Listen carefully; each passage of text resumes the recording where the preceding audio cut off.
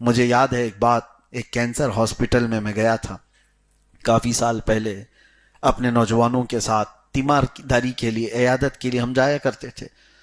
تو وہاں مریضوں کو ہم دیکھتے اور میں نوجوانوں سے یہ کہتا کہ آپ لوگ ساتھ چلو، دیکھو کینسر میں کیسے کیسے لوگ مبتلا ہیں، ان کے جسموں کو دیکھ کر کبھی اپنے آپ کو شکر بھی بناؤ کہ اللہ تعالیٰ نے صحت رکھا ہے، اور اس بیماری سے پناہ بھی مانگو کہ اللہ ایسی بیماریاں نہ دے تاکہ تمہاری عیاشی ختم ہو جائے، اور دیکھو تو صحیح۔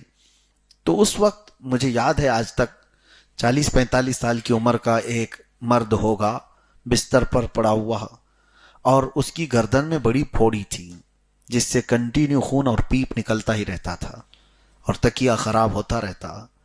جب ہم گئے تو کئی دنوں سے اس کینسر کے مرض میں مبتلا ہے۔ وہ رونے لگا، کہا کہ دعا کر دیجئے۔ سب کے لیے دعا کر ہی رہے تھے۔ اس نے ایک جملہ کہا کہ حضرت اتنی دعا کر دیجئے، بہت شدت سے خواہش ہوتی ہے کہ سر اٹھا کر کے ایک بار سجدہ کروں، لیکن اب میں سجدہ کر نہیں سکتا، سجدہ کرنے کی طاقت ہی نہیں ہے۔ سر اس طرح سے جام کر دیا گیا ہے کینسر کی بیماری میں کہ وہ تکیے سے اپنا سر نہیں اٹھا پاتا۔ اس دن دیکھ کر کے پورے جسم کے رونگٹے کھڑے ہو گئے کہ اللہ نے جن کو طاقت دی ہے، قوت دی ہے، وہ سجدے سے بھاگ رہے ہیں۔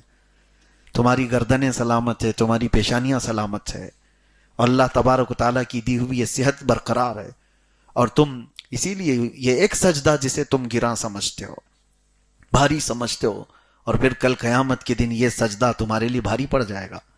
جو نہیں کرنا، نہیں کیا، وہ بھاری پڑ جائے گا۔ اسی لیے کہا گیا جو ان سجدوں کے حساب میں نکل گیا وہ باقی معاملات میں بھی نکل جائے گا۔